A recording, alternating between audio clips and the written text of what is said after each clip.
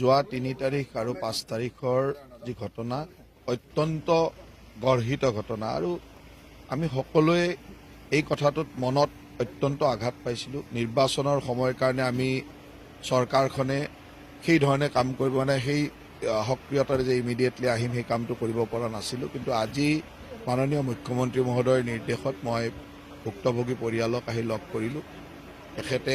তেখেতৰ নিজৰ সন্তান ল'ৰা এটা হেৰুৱাইছে, গতিকে আমাৰ নিজৰ ভাতৃ এজন হেৰুৱাইছে। আমাৰ ভাতৃ হেৰুৱাৰ লগে লগে ভগ্নী ধৰ্ষিতা হৈছে। এই কথাবিলাক আমাৰ কাৰণে অত্যন্ত দুখজনক আৰু এইখন অসমত খিলঞ্জীয়া মানুহ আজি কিছুদিন ধৰি আমি দেখিছোঁ যে এইটো বড়ো জনগোষ্ঠীৰ লোক। কেইদিনমান আগত মাজবাটত মই নিজে গৈ আহিছোঁ, তাত গোৰ্খা সম্প্ৰদায়ৰ ভগ্নী এগৰাকী, মাজবাটত তাৰ পৰা ঢেকীয়াজুলিত আমাৰ আদিবাসী বাগানৰ ভগ্নী এগৰাকী। এই ধৰণে এটা বিশেষ সম্প্ৰদায় বাৰে বাৰে আমাৰ জীয়ৰী বোৱাৰী আমাৰ ভগ্নীক এনেকুৱা ধৰণৰ অত্যাচাৰ কৰিছে আৰু এইটো অত্যন্ত গৰ্হিত আৰু এইটো সহ্য কৰা নহয়। নিশ্চয়কৈ যোৱা নিৰ্বাচনৰ সময়ৰ পৰা আমাৰ বিভিন্ন বাধ্যবাধকতাৰ কাৰণে চৰকাৰখনে কিছু কাম কৰিব পৰা নাছিল। নিৰ্বাচনৰ সময়ত আমাৰ কোড অফ কণ্ডাক্ট চলি আছিল আৰু নিৰ্বাচনৰ আগলৈকে কেতিয়াও অসমত এই ধৰণৰ আমাৰ ভগ্নীক আমাৰ খিলঞ্জীয়া মানুহৰ ওপৰত এই মিয়াসকলে এনেধৰণে আক্ৰমণ কৰাৰ কোনো সাহস কৰা নাছিল। কিন্তু নিৰ্বাচনৰ পিছৰ পৰা আমি দেখিলোঁ যে এই ধৰণৰ এটাৰ পিছত এটা ঘটনা ঘটা আৰম্ভ হৈছে আৰু আজি মই ইয়ালৈ আহি ৰাইজৰ পৰা যিটো বুজিলোঁ যে ইয়াত এই অঞ্চলত এনেকুৱা ধৰণৰ যথেষ্ট সাহস কৰা সেই জনগোষ্ঠীটোৰ সাহস আমি দেখিছোঁ। কিন্তু আমাৰ খিলঞ্জীয়া বড়ো ভাইসকলৰ ওপৰত এনেকুৱা অত্যাচাৰ বা এনেকুৱা ধৰণৰ সাহস তেওঁলোকে ইমিডিয়েটলি বন্ধ কৰক, নহ'লে আমি যিমান কঠোৰ হ'ব লাগে কঠোৰ হ'ম। পৰিয়ালটোৰ মই ক্ষতিপূৰণ বুলি নকওঁ, অৰ্থনৈতিক সাহায্যৰ কাৰণে চৰকাৰে দুয়োটা পৰিয়ালকে, যিগৰাকী ভগ্নী আমাৰ পৰা ভগ্নী ধৰ্ষিতা হ'ল আৰু আমাৰ যি ভাতৃ আমাৰ পৰা হেৰাই গ'ল, দুয়োটা পৰিয়ালকে চৰকাৰে নিশ্চয়কৈ বিবেচনা কৰি অলপমান সহায় কৰিব। ফাষ্ট ট্ৰেকৰ কাৰণে যি ব্যৱস্থা থাকিব সেই ব্যৱস্থাও মই আজিয়ে নিৰ্দেশনা দিছোঁ। এইটো আইনগতভাৱে আবেদন কৰা এই ফৰেঞ্চিক ৰিপৰ্টটো অহাৰ লগে লগে সেই ধৰণৰ যিখিনি ব্যৱস্থা থাকিব আৰু এইটো ফাষ্ট ট্ৰেক কোৰ্টত লৈ যোৱা হ'ব যাতে ইমিডিয়েটলি শাস্তি প্ৰদান কৰিব পাৰোঁ। আৰু ইতিমধ্যে যিখিনি একুইজ আছিলে এই একুইজখিনি ধৰা হৈছে, এগৰাকী মাত্ৰ বাকী আছে আৰু বাকীখিনি সকলোকে ধৰিছে। এইগৰাকীও সাক্ষ্যৰ ওপৰতে নামটো আহিছে।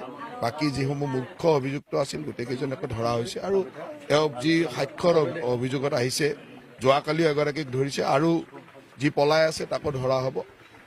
আমাৰ পুলিচ প্ৰশাসনক ধন্যবাদ দিম যে ক্ষিপ্ৰতাৰে কাম কৰি গোটেইখিনি কৰিছে আৰু আমাৰ যিহেতু গোটেইখিনিৰ এটা আৱেগ জড়িত হৈ আছে, কাৰণ আমাৰ নিজৰ খিলঞ্জীয়া মানুহক এনেধৰণে বহিমূলৰ মানুহে আহি আক্ৰমণ কৰিব, বহিমূলৰ মানুহে আজি আমাৰ মান সন্মানৰ ওপৰত হাত দিব, এইটো কোনো কাৰণত সহ্য কৰা নহয় আৰু ইয়াৰ কাৰণে যেনেকে যি ব্যৱস্থা ল'ব লাগে চৰকাৰে ল'ব।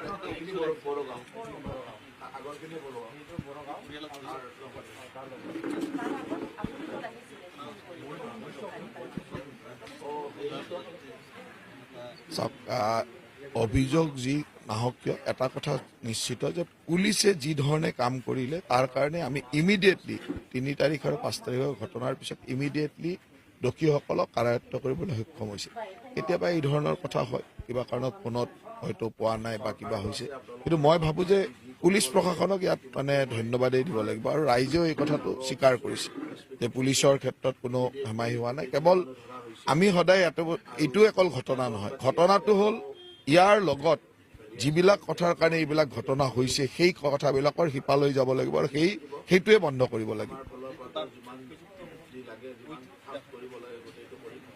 সেই কথাটোৱে ইতিমধ্যে মই আয়ুক্ত মহোদয়ক নিৰ্দেশনা দিছোঁ যে তাত কি ধৰণে তেওঁলোকে এই ট্ৰাইবেল বেল্টত বহি আছে, তেওঁলোক সঠিকভাৱে বহা মানুহ নে বেলেগৰ পৰা আহি বহা মানুহ বা কেতিয়া আহিলে এই মানুহবিলাক, এইবিলাক মাটি চৰকাৰী মাটিত আছে নে কিবা বেলেগ মাটিত আছে, এই গোটেইখিনি বস্তু চাবৰ কাৰণে মই আয়ুক্ত মহোদয়ক নিৰ্দেশ দিছোঁ আৰু মই ভাবোঁ যে এই ৰিপৰ্টটো অহাৰ লগে লগে সেই ক্ষেত্ৰতো চৰকাৰখনে কঠোৰভাৱে কাম কৰিব।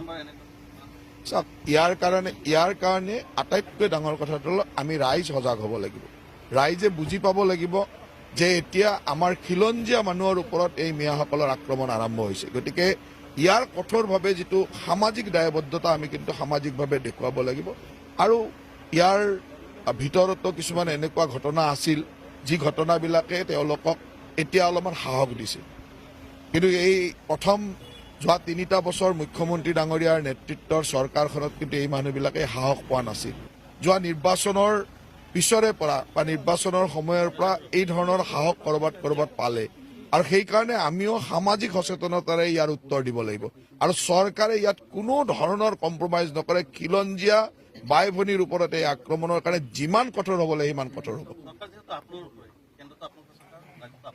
যি সময়ত এই ঘটনাটো হৈছিল তেতিয়া মডেল কোড অফ কণ্ডাক্ট চলি আছিল।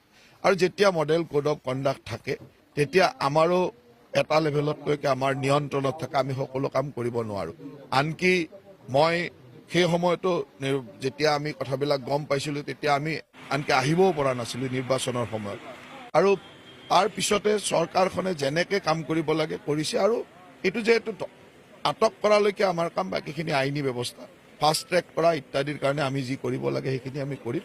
আৰু চৰকাৰে এটাতেই মানে অত্যন্ত কঠোৰ হ'ব লাগিব যে আমি সকলোকে এটাই ক'ম যে আমি সামাজিকভাৱে সচেতন হ'ব লাগিব যে এই ধৰণৰ আক্ৰমণ আমাৰ খিলঞ্জীয়া ভনীসকলৰ লগত কিয় বাৰে বাৰে হৈছে।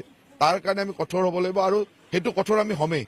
আৰু তাৰ লগে লগে মই আমাৰ বিভিন্ন বিৰোধী দলসমূহ আছে সকলোকে এটাই ক'ম যে এই ঘটনাটোৰ পিছত যদি চাই চৰকাৰৰ মানুহে আমি কৈ থাকিব লগা হৈছে।